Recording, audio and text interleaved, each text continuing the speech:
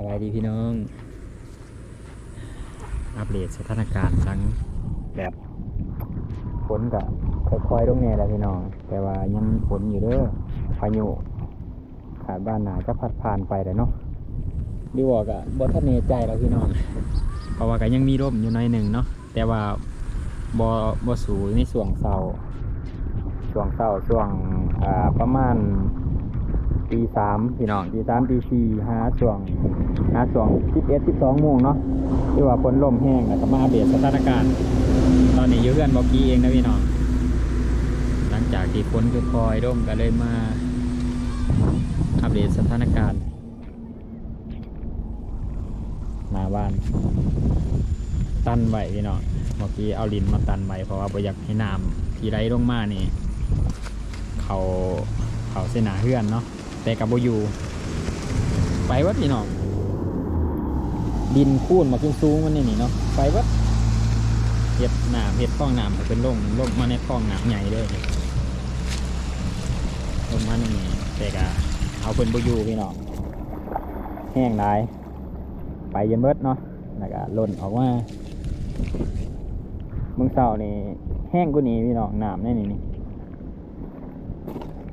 จำมาเป็นคลองน้ำหนึ่งไปละนี่แหละมันหล่นเขามาแล้วมันก็เขามาในหน้าบ้านพี่น้องเขามาในหน้าบ้านแล้วก็มาถ่วมในพื้นที่ที่มันต่ำอยู่มองนี่พื้นที่บางทีมันต่ำกว่าของเพื่อนบ้านทางเพื่อนเนาะพี่น้องมันต่ำกว่ามันก็ได้เห็นนะครับครั้งแต่กับครั้งบ่หล่นประมาณ1 2 ชั่วโมงก็เบิดแล้วพี่น้องแต่นี่มันก็เดินเบิดละพอตะคนเดินยุบนิดนึงก็เดินเบิดสถานการณ์เนาะหนังเลยเบิ้งกกใหม่ฮักเหนื่อยไปวัดอัปเดตสถานการณ์เมื่อกี้เนาะพี่น้องฝนเกิดปัญหาใหญ่พี่น้องเลยเป็นขาด้วยเห็นบ่นั่นคือน้ำเขาพี่น้อง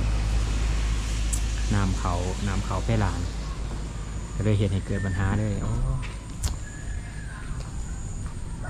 สร้างเพิ่นปิด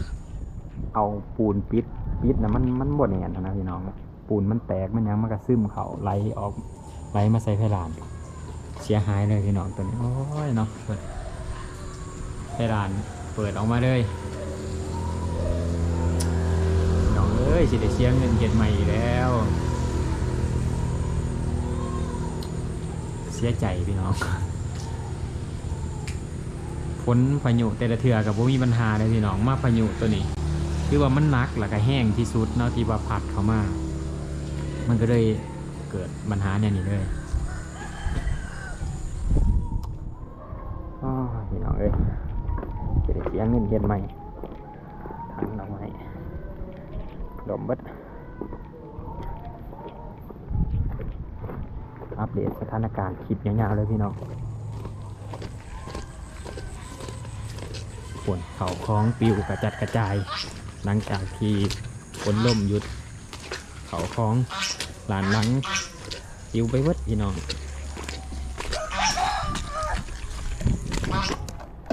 กระมังข้ามปิวไปวัด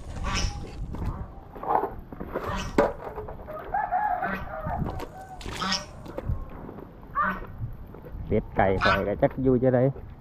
เกิดความเสียหายร้ายพี่น้องนี่ล้างข้ากับล้างข้าเราไก่ฮักเลยพี่น้องเดี๋ยวบอกคนสิไปอ่ะคือว่า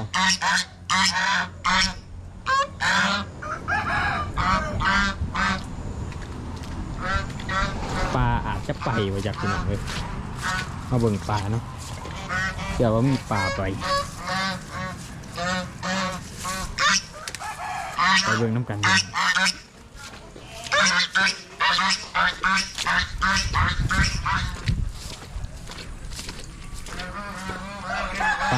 ปลาในคลองอาจจะไปน้ำเหนียวเลยพี่น้องเลยพอน้ำมันโดดออกท่านนะตัวนี้ครับเพ่มุนเบิดผาแสดงมุ่งเนื้อแดงแล้วก็เกิดความเสียหายพี่น้องมันหักลงไปแล้วก็ไปซักผ่าขาด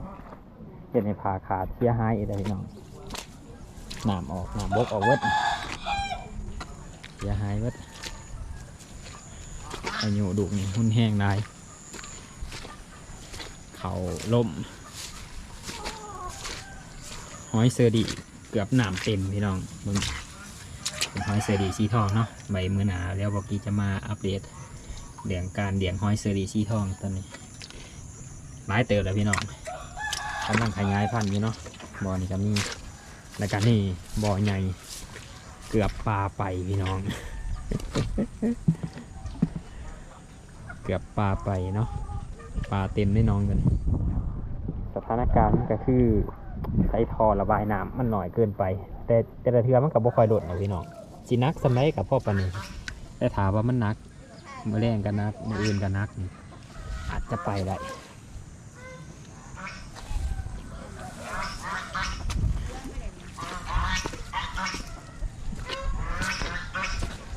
สถานการณ์หลัง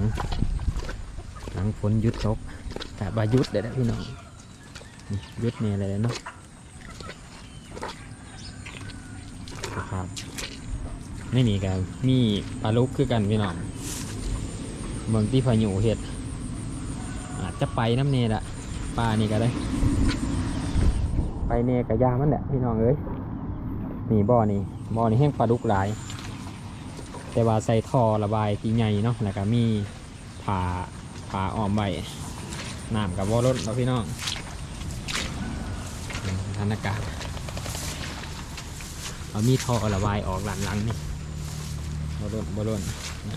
ำระบายออกตรงนี้เลยบนเขาให้เจ้าซัมปูสาดพี่น้อง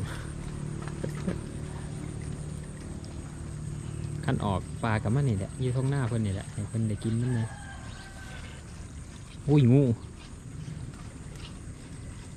พี่น้องเห็นงูว่าในกล่องเมื่อกี้เห็นงูใหญ่นึงอาจจะเป็นงูตาแหเนาะนี่แหละมันมีท่อระบายออกแค่นี้ก็ได้ท่อระบายออกตรงหน้าเพิ่นเลยเขาพี่น้องเลย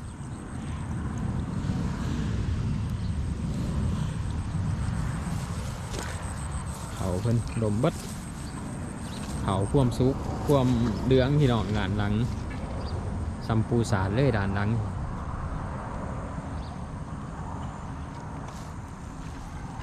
ทางนี้ฝ่าแจ้งออกเนาะแต่ว่าทางนั้นขึ้นมาอีกลูกพี่น้องฝน